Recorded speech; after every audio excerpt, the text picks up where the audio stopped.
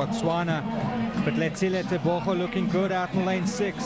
In lane 3, Letsile pushing really hard, and he's got the inside lane around that bend.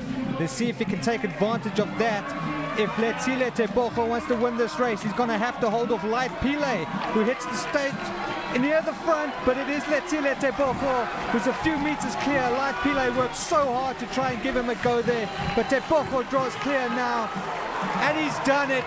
10 1/100ths of a second of the world best previously held by Wayde van Niekerk. Botswana's sprinting prodigy Letsile Tebogo is stepping up to the 400 meters, and the world is watching. After his Olympic gold in the 200 meters and a jaw-dropping 43.04-second relay split, could he be the one to shatter Wayde van Niekerk's legendary 400-meter world record? This race might just redefine sprinting history. In 2017, South African athlete Wayde van Niekerk set a remarkable standard by breaking barriers across multiple sprint distances. Van Niekerk achieved times of 9.94 seconds in the 100 meters, 19.84 seconds in the 200 meters, and 43.03 seconds in the 400 meters, becoming the first and only sprinter to break the 10-second, 20-second, and 44-second barriers in these respective events.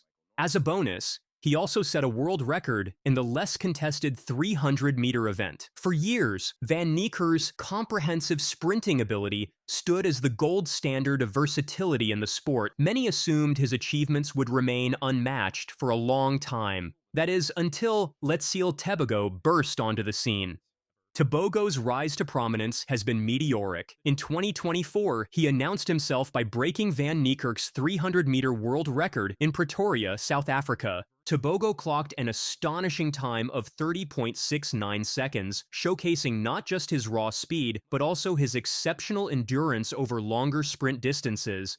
What made this performance particularly noteworthy was Tebogo's closing speed. In the final 100 meters of the race, he ran a split of 10.40 seconds, significantly faster than the closing speeds of sprinting legends like Usain Bolt, Michael Johnson, and Van Niekerk in their respective 300-meter efforts. This blistering finish hinted at Tebogo's potential over even longer distances. The young athlete carried this momentum into the 2024 Paris Olympics, where he truly cemented his status as a sprinting superstar. In the 200-meter final, Tebogo stormed to victory in an African record time of 19.46 seconds, securing Botswana's first ever Olympic gold medal in any sport. This performance ranked him as the 5th fastest man in history over the distance, behind only icons like Usain Bolt and Michael Johnson. But Tebogo wasn't done yet. The very next day, he anchored Botswana's 4x400-meter relay team to a silver medal, running an extraordinary split time of 43.04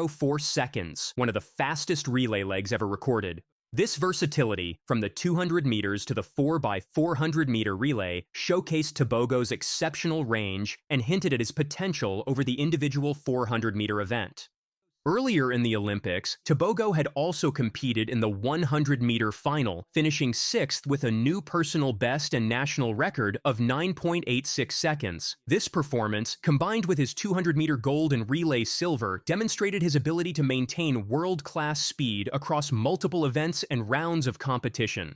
Now, with the announcement of his 400-meter debut in Melbourne, Tebogo is taking the next logical step in his athletic progression. This decision is significant for several reasons. Firstly, it marks Tebogo's first time competing in Australia, expanding his global reach and appeal. Secondly, and more importantly, it represents a shift in focus from his usual 100-meter and 200-meter specialties to the more endurance-demanding 400-meter event. This move into the 400 meters isn't entirely unexpected, given Tebogo's previous performances. His world record in the 300 meters demonstrated his ability to maintain top-end speed over distances longer than the 200 meters. Additionally, his blistering anchor leg in the Olympic 4x400-meter relay showed that he has the speed endurance necessary to excel over a full lap of the track. When analyzing Tebogo's potential in the 400 meters, it's important to consider the current world record held by Van Niekerk at 43.03 seconds. Van Niekerk's record-breaking race was split as follows. He passed the 200-meter mark in 20.5 seconds and the 300-meter mark in 31.0 seconds, before closing with a final 100 meters in 12.03 seconds. Comparing this to Tebogo's capabilities, we can see the potential for something special. Tebogo has already demonstrated his ability to run sub-20 seconds for 200 meters and has a 300-meter personal best, faster than Van Niekerk's split in the world record race. The key question will be whether Tebogo can maintain his speed over the full 400 meters and produce a strong closing 100 meters. It's also worth considering Michael Johnson's approach to the 400 meters. In his 1999 world record run of 43.18 seconds, which stood until Van Niekerk broke it, Johnson went through 300 meters in 31.66 seconds, slower than Van Niekerk, but closed in a blistering 11.52 seconds. This strategy of a more conservative start and a powerful finish could suit Tebogo's strengths. Given Tebogo's current abilities, a time around 43.5 seconds in his debut seems plausible, with the potential to approach the world record as he gains more experience in the event. However, it's important to note that the 400 meters is a uniquely challenging event that requires a perfect balance of speed and endurance, and mastery often comes with experience. Tebogo's venture into the 400 meters is not just significant for his individual career, but also for the broader landscape of African sprinting. He follows in the footsteps of continental pioneers like Namibia's Frankie Fredericks, who won multiple Olympic silver medals in the 100 and 200 meters in the 1990s, and South Africa's Wayde van Niekerk, who dominated the 400 meters in the mid-2000s and teens. Tebogo's success has already made him the new face of African sprinting. His Olympic gold medal in the 200 meters was a historic first for the continent, and his continued success across multiple sprint distances is helping to redefine perceptions of African track and field prowess. Traditionally known for its dominance in long-distance events, Africa is increasingly becoming a major force in sprinting as well. The young man's achievements have the potential to inspire a new generation of African sprinters. His success demonstrates that world-class sprinting talent can be developed within Africa, potentially encouraging more investment in sprinting programs across the continent. Tebogo's journey from a promising junior athlete to Olympic champion and world record holder serves as a powerful example for young African athletes with sprinting aspirations. Looking ahead, Tebogo's future in the sport appears incredibly bright. His decision to debut in the 400 meters doesn't necessarily mean he's abandoning the shorter sprints. Given his demonstrated ability across the 100, 200, and now potentially the 400 meters, Tebogo could become one of the most versatile sprinters in history. The 2025 World Championships will likely be a key target for Tebogo. Depending on his progress in the 400 meters, he could potentially attempt an ambitious double or even triple in the sprint events. The 2028 Los Angeles Olympics then loom as another major goal, where Tebogo will aim to defend his 200-meter title and possibly add more medals to his collection. In terms of records, Tebogo has already shown he has the potential to threaten world records in multiple events. The 200-meter world record of 19.19 seconds, held by Usain Bolt, could be within reach given Tebogo's rapid improvement in the event. In the 400 meters, Van Niekerk's 43.03-second world record will be a target as Tebogo develops in the event. Tebogo's confirmed 400-meter debut in Melbourne represents more than just another race. It's a pivotal moment in the career of one of track and field's most exciting young talents. It's a step towards potentially redefining the boundaries of sprint versatility, and it's another chapter in the evolving story of African sprinting on the global stage. As March 29, 2025 approaches, the athletics world will be watching closely. Will Tebogo's 400-meter debut live up to the immense expectations? Can he translate his success in shorter sprints to the grueling one-lap event? Might we witness the emergence of the next great 400-meter runner? These questions add an extra layer of intrigue to the upcoming track and field season. Tebogo's performance in Melbourne could set the tone for the rest of his 2025 campaign and beyond. It could influence his event choices for major championships and potentially transform the landscape of men's sprinting. Letsile Tebogo on warpath as African starfires. Another warning just days after comeback post. The 2025 New Balance Boston Grand Prix is right around the corner, and the anticipation is building. However, it is not just the event itself causing the stir. Some old challenges and bold claims have resurfaced. Remember when Matt Hudson-Smith, after his 400-meter silver at the Paris Olympics, went on to say that he was coming for Letsile Tebogo's 300-meter world record? While the British sprinter called out the big names of track and style, now the time has come to sprint the talk.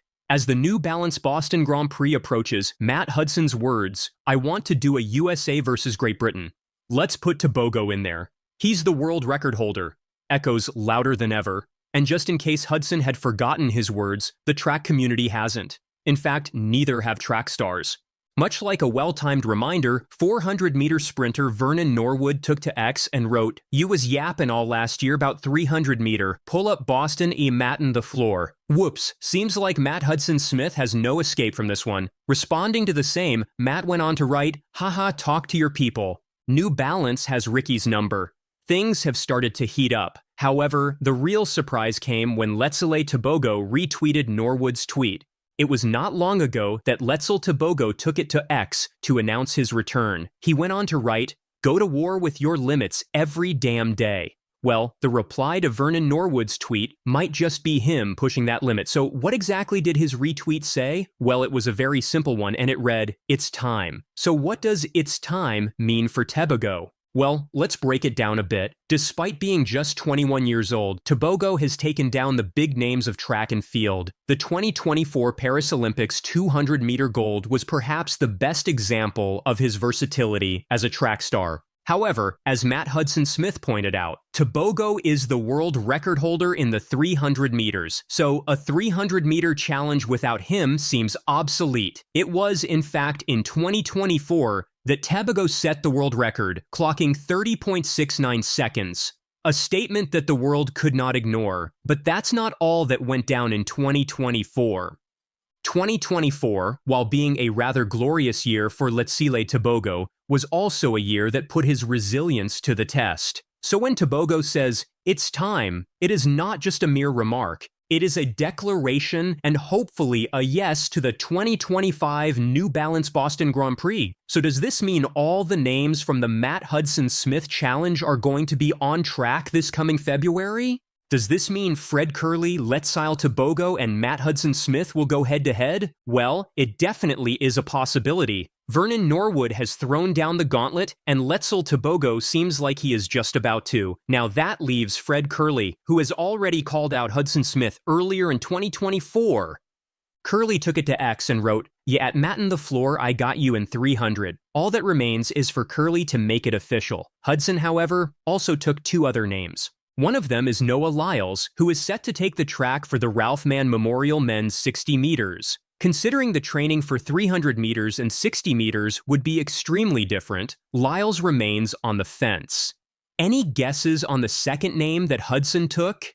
It was none other than Rai Benjamin, yet another big name in the 400-meter hurdles. Benjamin, much like Lyles, will be at the New Balance Grand Prix, and that too in the Jesse Loubier Memorial Men's 300-meter. Now with all these names in the mix, it is a once-in-a-lifetime kind of opportunity for Matt Hudson-Smith to live by his word. As the event draws near, Norwood's words to Letsile Tebogo's tweet are much like the reaction of the track community. As Norwood rightly puts it, "We waiting on you, Tebogo." All eyes are on Quincy Wilson, the young track athlete making history and giving everyone a run for their money. Here's his story.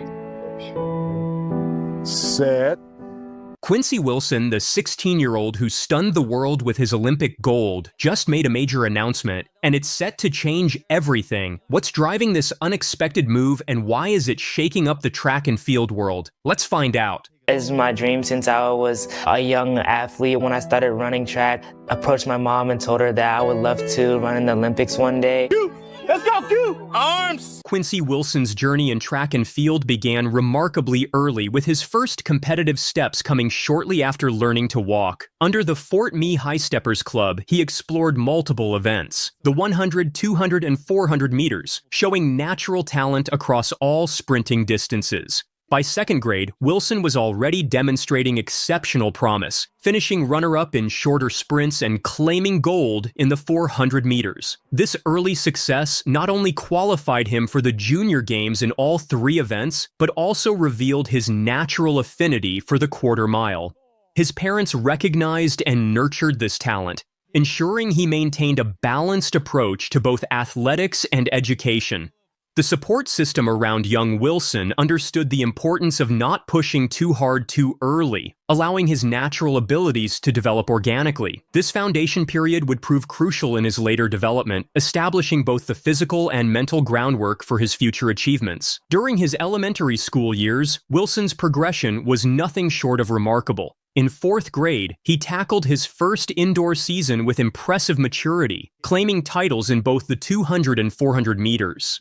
The significant milestone of breaking the 1-minute barrier in the 400 meters came naturally, and he accomplished this feat 6 separate times in succession. Rather than narrowing his focus early, Wilson embraced the full spectrum of track and field, competing in everything from 1,500-meter races to hurdles and long jump.